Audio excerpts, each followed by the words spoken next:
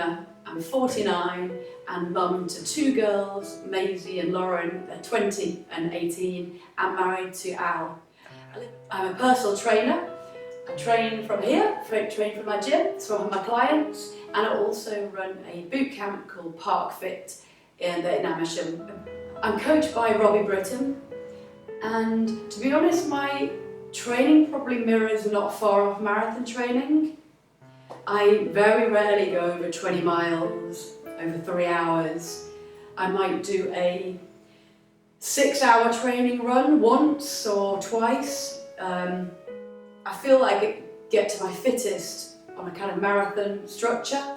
So often before a race, I've often had a marathon before, maybe a month or two before an ultra. I feel it gets into peak fitness. You've got your endurance there, but your power from all your speed training. We've never really done any more than marathon training, I wouldn't say. For me, it's more max 60 miles a week.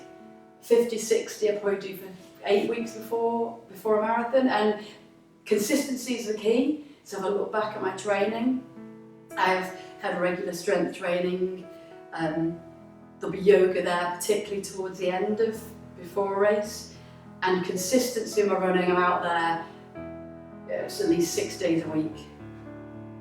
I managed this year, to be honest, to go to a sauna about twice, but I did hot yoga maybe 5 or 6 times. So I didn't do a mountain of heat train this year. To be honest, I didn't do loads of heat train this year. The Spartathlon, 153 miles running from Athens all the way to Sparta. The challenges that come with the Spartathlon, it being in Greece to start with, has the heat, it has lots of hills. So one of the greatest challenges is the mountain that is at mile 100. Just before that is roughly 6 miles of hairpin bend climb, about 5.6% gradient. So you're pretty exhausted by the time you get up there. I just remember every verge looking really comfy for sleep. Could just envisage myself just curling up, having to stay on you. No, it's not safe, and you're not allowed to do that either. You've got to kind of get to a checkpoint, with the checkpoints about every 5k.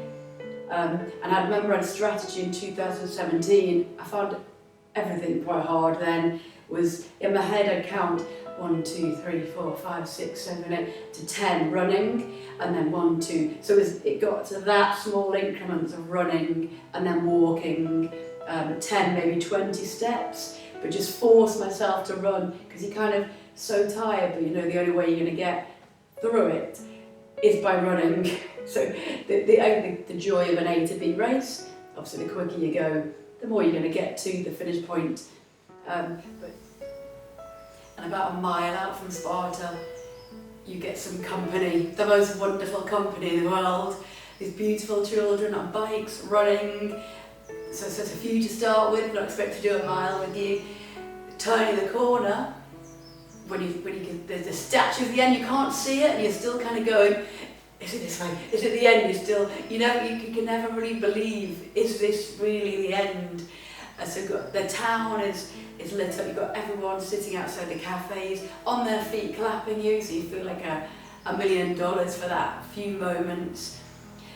Then you see your crew, you can see the statue, the crowd is electric, and your hair standing on end, you are high-fiving, it's just feel on top of the world. And then the statue's in front of you, although you've got those few steps to get up before you get to the feet. But it feels incredible.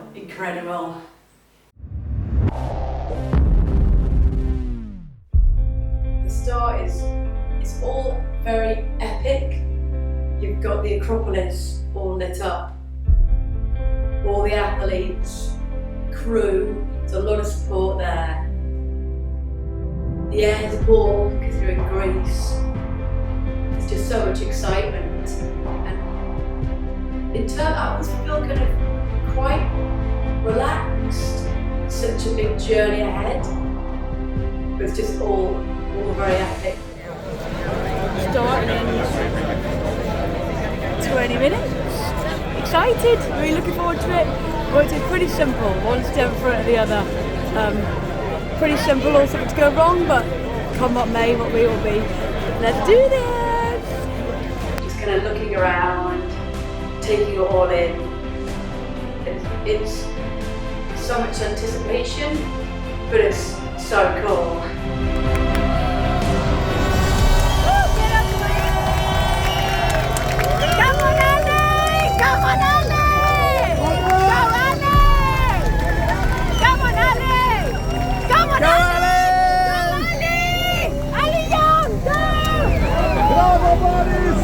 Bravo Marco!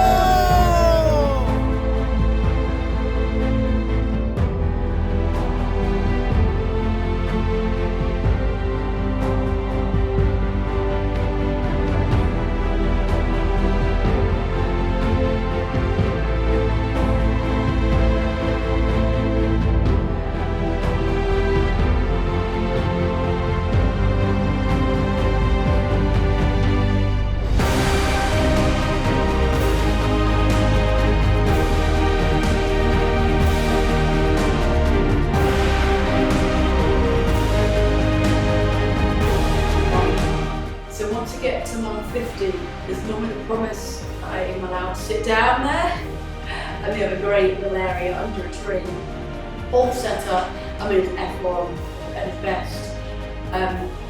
So I really like getting to mile 50, and after that as well, you've had a lot of A roads to get through, dual carriageway running on the side before you get to mile 50.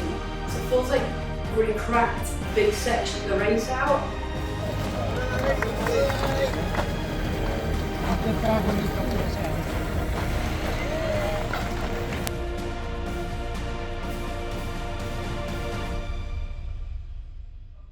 Paul had reminded me about the ruins, and so certain things log, and I was like, you determined not to miss certain features in the race. So I really appreciated seeing the ruins, and then the countryside just gets deeper as you walk. So the more you delve into the race, the more you're into the countryside, the isolation, but also with that, it's like the purity of the race.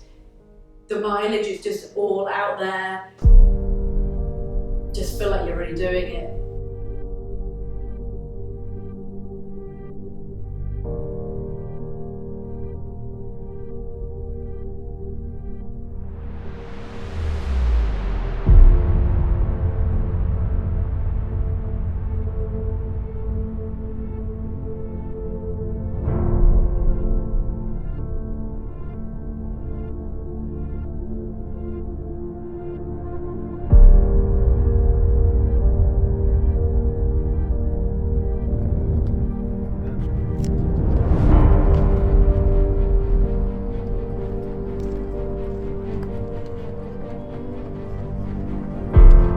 Well done, Ali.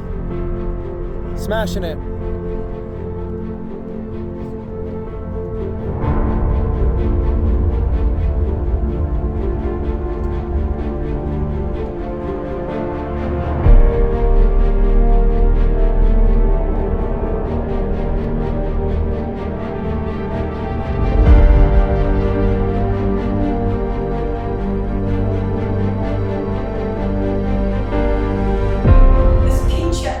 That I always remember from each year. Malandrami's another one, just come down a great downhill. I probably smashed that downhill, to be honest, a bit too much. You kind of think quads are on the edge, but it's so enjoyable getting that speed down the hill. You come from the checkpoint there, it's like you're presented with a cafe right in front of you. So you come running down into it.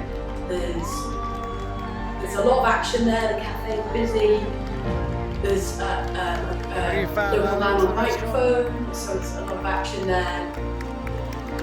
Let's have a sit down there, there's a toilet facility there. Let's have a regroup with the crew and then start again.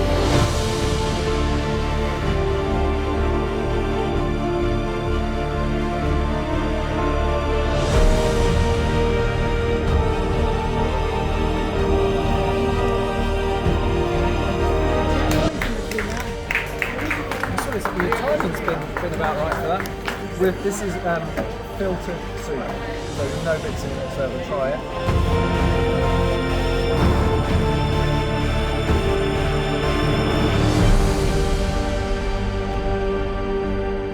Put a layer on, then it was time to tackle the mountain. We changed my shoes for this as well. And I enjoy the mountain section. I can't run that terrain, so it's also an opportunity, as weird as it sounds, you kind of like, it's a different use of your legs, because there's a bit of scrambling, you really need to concentrate. If you did slip, there's some edges, you would really not have a very good time if you fell off.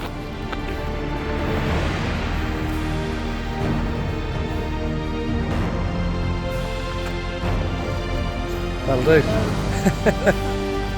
Go Ali, it's the mountain.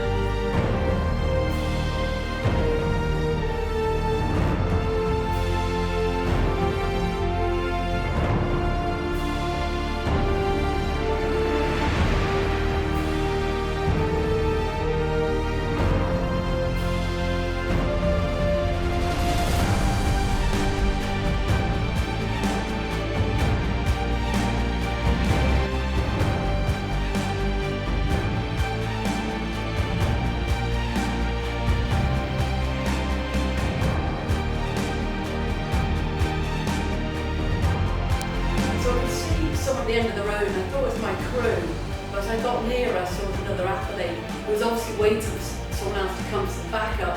There was two stray dogs really barking at her. But so I got my tool out that makes the high pitched noise for dogs. Not knowing yet at this point, I've not used it yet, but used it, and the dog just went silent. So it's brilliant. So we managed to move away from that.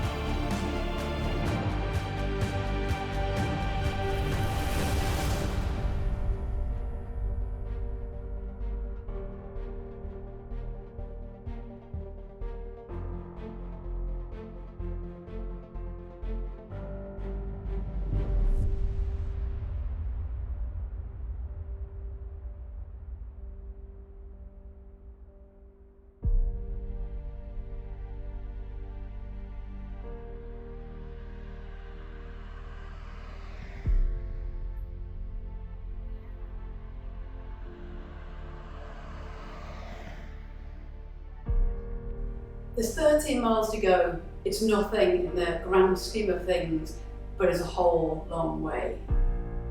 The heat of the day is kicking in, still got the nausea. Can we risk not eating anymore? Will I get to the finish without it? My quads are on fire. I need to be able to run these down well to finish in a good time. But kind of just kept on going, kept on drinking, kept in the cooling strategies, and the finish was just getting nearer.